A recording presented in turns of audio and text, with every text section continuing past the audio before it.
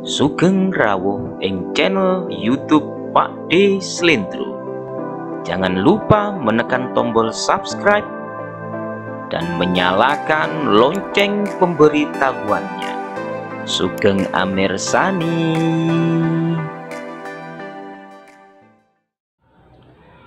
Oke, assalamualaikum warahmatullahi wabarakatuh. Oke teman-teman, selamat berjumpa kembali di channel YouTube Pak D Slendro. Sudah lama kita tidak bertemu dan tidak membahas tentang beberapa hal, ya. Tapi sebelumnya saya mengucapkan minal aidin wal faizin, mohon maaf lahir dan batin, walaupun terlambat tapi tidak ada kata terlambat, ya.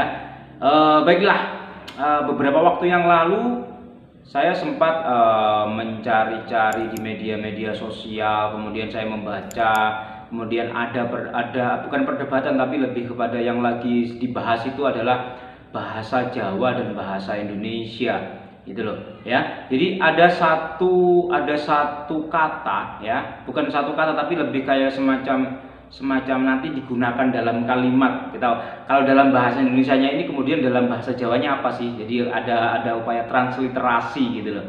Ya, jadi itu yang lagi ngetren, ya. Jadi semacam begini, dalam bahasa Indonesianya adalah datang secara tiba-tiba atau datang tiba-tiba atau tiba-tiba datang. Yang saya pahami, ya, di dalam beberapa jawaban-jawaban komentar-komentar dari para komentator, yaitu para netizen itu, ada yang menyatakan bahwasanya ada kata mak bedundu, kemudian ada kata mak jegagi, kemudian ada kata dumadaan dan lain sebagainya begitu. Nah, tetapi kalau menurut saya semua atau ketiga kata yang sudah saya sebutkan tadi itu tidak salah, benar, namun ini nanti akan memiliki perbedaan penggunaan, begitu, ya. Ketika ada sebuah frasa, oke, saya mengatakan ini frasa, ya.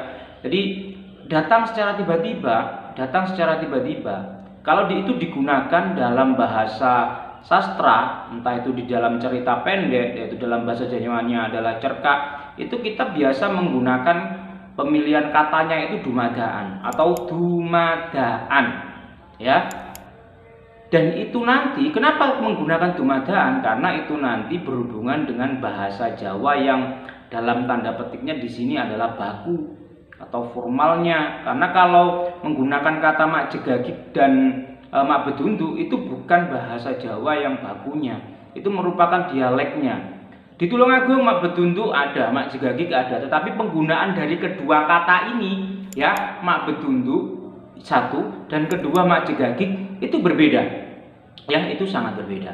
Perbedaannya di mana? Kalau mak bedundu itu memang tiba-tiba, ya, bendanya atau sesuatu yang mengagetkan kita itu datang ada di hadapan kita secara langsung, itu mak bedundu, ya.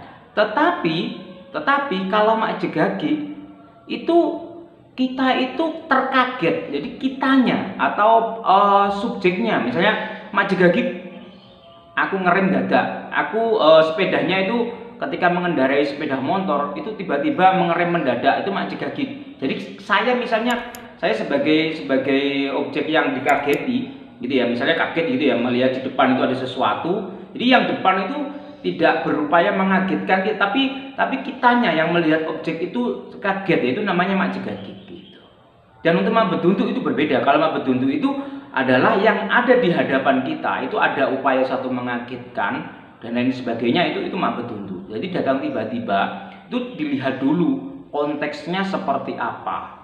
Jadi kalau menurut saya sih seperti itu. Nah, kalau dumadaan itu yang paling pas adalah menggunakan kata dumadaan. Contoh kalimatnya begini. Dumadaan Sri teko naliko aku lagi mangan sate. Tiba-tiba Sri datang ketika aku sedang makan sate. Kalau kita menggunakan kata mak bedundu, ya nggak akan pernah sampai, gitu loh, nggak akan pernah sampai. Mak bedundu loh, emangnya Sri itu mengagetkan? Kan tidak, gitu loh. Kemudian mak jegagik, Sri teko nalikane aku mangan sate misalnya. Nah, itu itu mungkin itu perbedaannya di situ. Tapi intinya begini teman-teman, penggunaan bahasa Jawa itu bukan hanya berdasarkan kalimat per kalimat ketika dia datang tiba-tiba kemudian digunakan kata ini penggunaannya, enggak. Jadi dalam bahasa Jawa ini juga ada yang namanya konteks kalimatnya. Jadi mau digunakan seperti apa, kemudian kalimatnya seperti apa, konteksnya seperti apa, itu juga dilihat itu dalam pemilihan katanya. Jadi begitu ya. Oke, jangan lupa teman-teman juga selalu yang melihat konten-konten saya ini, jangan lupa kalian untuk share, kemudian like, dan jangan lupa untuk menekan tombol subscribe-nya. Nanti akan saya bahas lebih banyak lagi tentang pengetahuan seputar bahasa Jawa yang saya ketahui. Dan ada lagi satu hal pada konten berikutnya, nanti penggunaan kata penulisan huruf D dan DH dalam bahasa Jawa itu berbeda. Ketika kita menuliskan huruf D dan DH, do dan do, nanti akan ada perbedaan dan pasti akan memiliki banyak makna atau banyak arti. Tentu saja ya, itu nanti memiliki maksud, arti kata yang berbeda juga, dan kapan itu digunakan itu nanti juga akan memiliki pembeda. Mungkin sekian dari saya. Terima kasih, kita akan bertemu kembali di konten berikutnya. Salam dari saya, Pak D Slendro. Assalamualaikum warahmatullahi wabarakatuh.